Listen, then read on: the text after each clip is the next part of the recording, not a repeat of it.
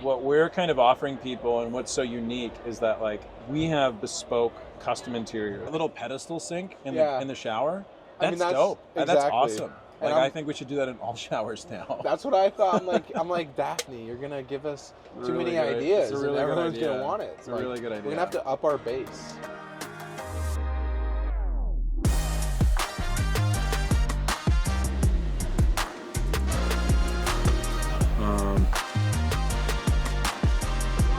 Thanks for tuning in. When people say to me like, well, why wouldn't you just go buy, somebody the other day was like, well, why wouldn't I just go buy, like a regular RV, like a Winnebago or a Thor? Yeah. I was like, well, have you been inside of one? And have you asked for an additional sink in your Winnebago? Totally. They're like, totally. Can't do it. Yeah. So I'm like, have you been inside of one? And I was like, have you gone through that experience of buying one and like what the warranty is like and what service is like and like, I can kind of explain to them the difference. If you want something that you want to drive away with, like right now, then yeah, like I can understand why someone would want to get into a mass manufactured RV. Yeah. But what we're kind of offering people and what's so unique is that like, we have bespoke custom interiors. We have really fine finish details, exotic materials, things that are customized to our customers' needs. Even if they're buying into a pre-made floor plan, you can still add things, change things, like the sink that you talked about. That's not a possibility on a generic RV, and it's also not, the same like buying and ownership experience. Yeah. We have like a very bespoke, very like hands-on experience with our customers. When people have issues, problems, like all of our systems are shipped, with remote satellite location services. So like if you have a problem with your power system, for instance, we were just going through and I was playing with your Victron Servo. Yeah. I have a list of all my customers' installations on my phone. And if I have a customer that has an issue, I can log in live and I can look at the issue and I can help them diagnose it. I can push updates. I can go in and flip my screen and I can manipulate the screen as if I was in there. I can turn things on and off. I can update things. A lot of times it's like a software issue that people are encountering. And so we've been able to give our customers like really good core support. And I think that's definitely not something that you would experience from a regular RV dealership. It's just not. They don't have the infrastructure to do it. They're not set up for that. They're set up for like very specific warranty systems. They're set up for very kind of, you've got a lead time, you've got a thing, like whatever. No one's going to do that. They're just not set up for it. And that versus with us, if you have a problem, then we're going to work diligently to solve it. We had a customer last year, one of our Luna customers last year developed a leak in a roof. And I'm not ashamed of this. I'm not ashamed of this at all. I'm not going to hide it. I'm not going to hide it. I'm not going to not talk about it. She had a leak in her roof. And for me, like obviously like we're not machines. We're not perfect. There are issues. And in this instance, what had actually happened was one of the bolts in her factory rails had failed and had come loose and was leaking. Did I install like the factory rail? No. But so right off the lot is that silver piece? Yes. Yeah. But however, like, does Rogue perform leak tests when we cut into windows and stuff like that? Yes, we do. And did this somehow make its way through our leak test? It did. And there's a lot of different reasons why that could have happened. It could have loosened up on the road. Like we have a bunch of panels and stuff mounted up there. Like, something could have happened, torsion, wind, like the van, it happened after a couple thousand miles. I don't know why we didn't catch it, but we didn't. And I immediately that morning that she called me, I rushed a mobile. She was 1,000 miles away from us. I rushed a mobile RV tech to her location. He looked at her roof. He diagnosed it. He provided a fix, and I had her like basically quote unquote patched up within 3 hours of her calling me. And unfortunately, that was not actually the problem. We were hoping it was like a skylight or something that we installed. It was nothing we installed. It was the roof rail. So what I ended up, it's that's tough. under the roof rack. You can't even access it. So do you know what we did? Is a day later, I put her up in a hotel for the night. I flew a guy up there. We drove her van back down. We fixed it. She had her van back within a week. Yeah. That level of service is what I want to offer customers, and it is not normal. You will not receive that level of service from anyone. Yeah. I don't care if you buy a McLaren. I don't care if you buy a Ferrari. Yeah. I don't care if you buy the most expensive, beautiful race car.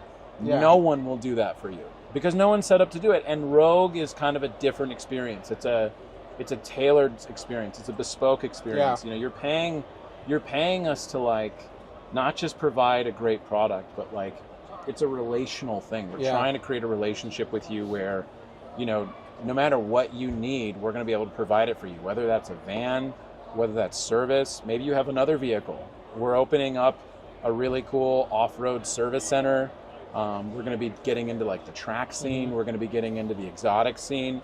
I mean, my idea is let's keep doing beautiful things like the Odyssey, and let's take that into other spaces, and let's basically like become people's go-to resource. You're like, oh, you know what? I'm interested in whatever. I should call Rogue. I should call Rogue, and I should see what they can do for me. Yeah. And that's like what I want to do. I want to create, you know, like a brand that we're not just a manufacturer. We're almost like a lifestyle brand that like supports people basically in the pursuit of anything on 2 or 4 wheels. Like if it drives, if it has a steering wheel, if it has a steering column. Should we put 37s on a McLaren? I don't know. I don't think so.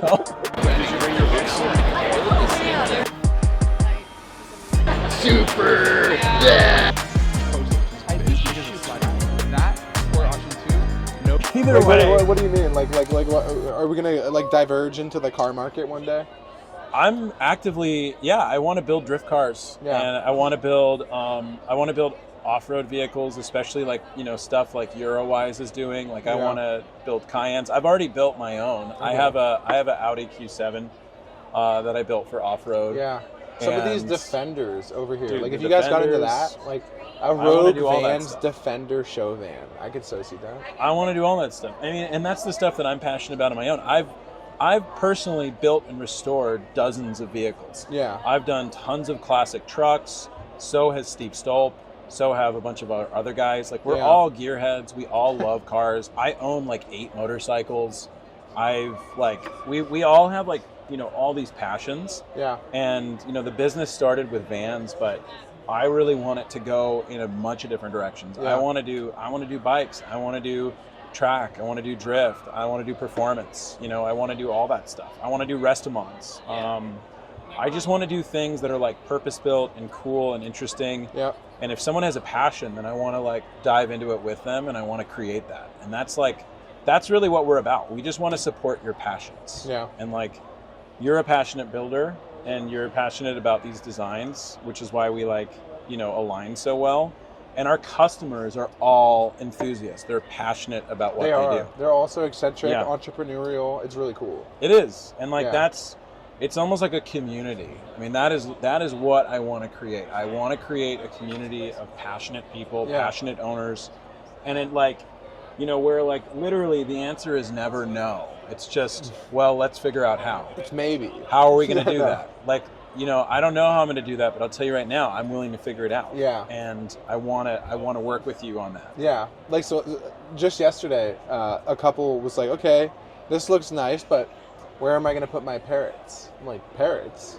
I'm like, okay, well, that's easy. We could build a giant parrot cage in the garage. And they're like, okay, well, we need access from the front. I'm like, okay, we'll take the top photo off and we'll have like access to the cage. And she's like, well, our parrot likes to see us when we drive, like see where we're going. I'm like, okay.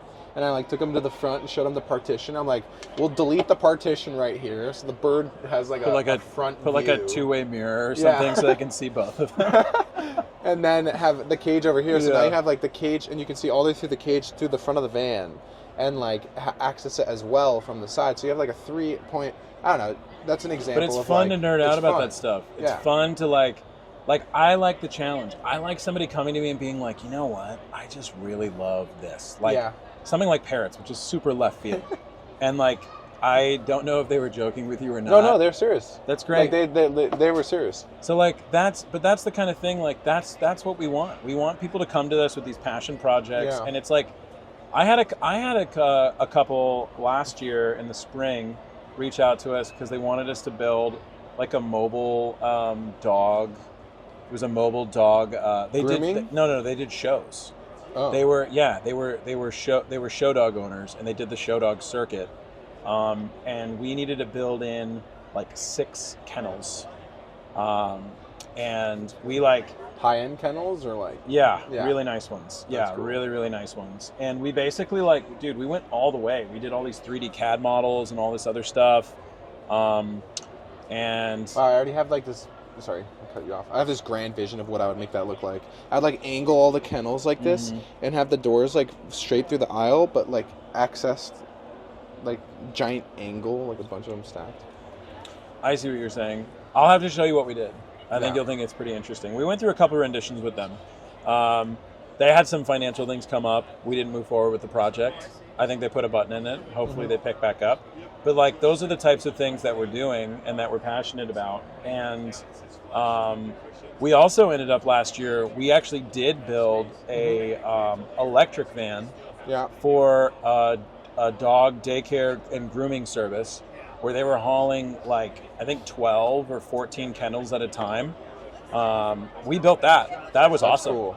Custom welded, like all this aluminum cabinetry and cages and brackets for like the kennels, power, air conditioning in an electric van, which is a challenge in the rear. We figured all that stuff out. And it was fun. And I had a good time doing it. And I was really proud of the product that we made at the end of the day. It was a beautiful, perfect, well-built thing that perfectly meted that company's needs. And yeah, that's like, really out of the box. It's not, it's not an RV, it's not a camper, it's something else. But I like doing it. Yeah. It is really fun.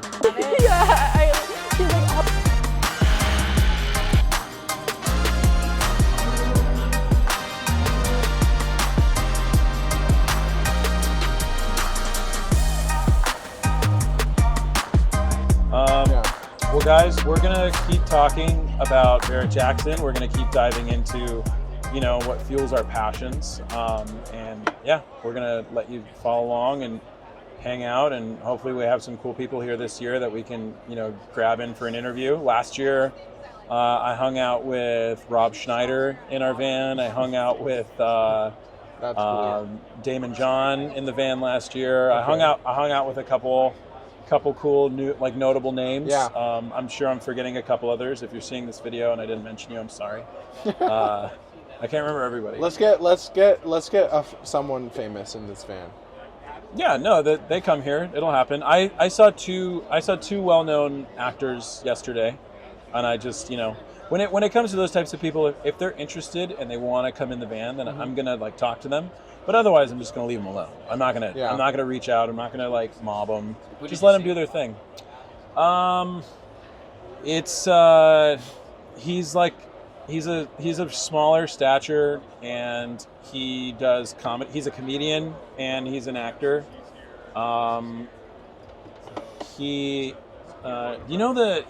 Ocean's 11, the guy who owns the casino. Yeah. This actor that I'm talking about is also in the Ocean's movies, and he looks like that guy who owns the casino that they rob. What's her face's boyfriend? George Clooney's, wife. What's her name? I don't know. Julia Roberts. Julia Roberts' boyfriend in that. Okay, he looks just like that guy, but slightly different. They're like a similar kind of facial look. And he's also in the Ocean's movie. I'm really not being very specific or helpful. And we'll be back for another interview tomorrow. Sounds good. I got this idea from him. I have one. Right. Yeah. So we're going to see you guys the rest of the week. Thanks for tuning in. Stay tuned.